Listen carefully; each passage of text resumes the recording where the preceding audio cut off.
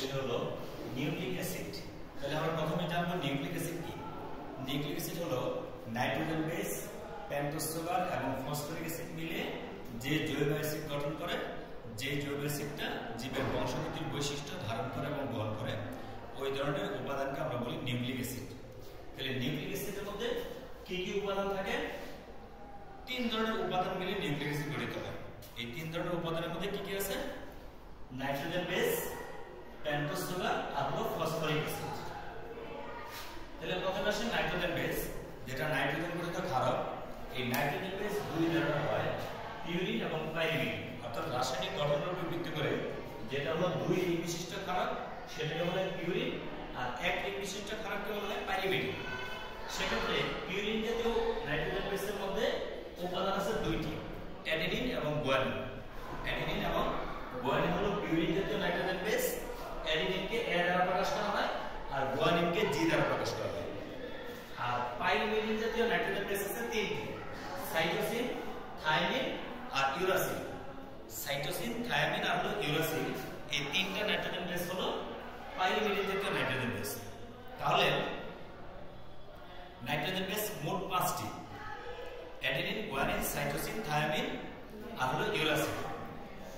এর মধ্যে adenine, guanine আর cytosine এই 3টি নাইট্রোজেন বেস ডিএনএ এবং আরএনএ দুটোতেই থাকে। অর্থাৎ আমরা জানি নিউক্লিক অ্যাসিড 2 ধরনের হয়, ডিএনএ এবং আরএনএ।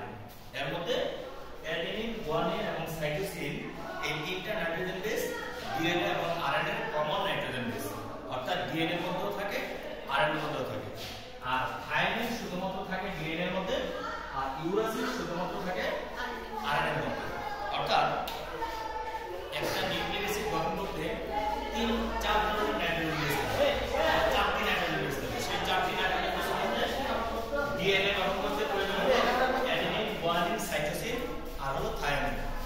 আর আরএনএ গঠন করতে প্রয়োজন হলো যে 4টি নাইট্রোজেন বেস, সেটি হলো অ্যাডেনিন, গুয়ানিন, সাইটোসিন আর হলো ইউরাসিল। অর্থাৎ নিউক্লিক অ্যাসিডে থায়ামিন হলো আরএনএ তে থাকে না, থায়ামিন আরএনএ তে থাকে না, আর ইউরাসিল ডিএনএ তে থাকে না। এই জিনিসটা মনে রাখতে হবে, এভাবে এমসিকিউ প্রশ্ন হয়। এরপরে দ্বিতীয় যে উপাদানটা পেন্টোজ সুগার, সেটা হলো 5 কার্বন বিশিষ্ট শর্করা। পেন্টোজ সুগার মানে হলো 5 কার্বন বিশিষ্ট শর্করা।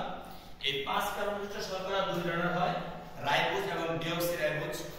রাইবোজ হলো আরএনএ গঠন করে আর ডিঅক্সিরাইবোজ হলো ডিএনএ গঠন করে।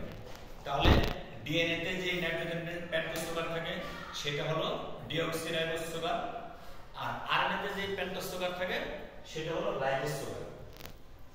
অর্থাৎ এই 2টা নাইট্রোজেন পেন্টোজ সুগার 2 ধরনের নিউক্লিক অ্যাসিডে থাকে। এছাড়া থাকে হলো ফসফরিক অ্যাসিড। এই 3টা উপাদান মিলে একটা নিউক্লিক অ্যাসিড গঠন করে, যেটা জীবের বংশগতির বৈশিষ্ট্য ধারণ করে এবং বহন করে।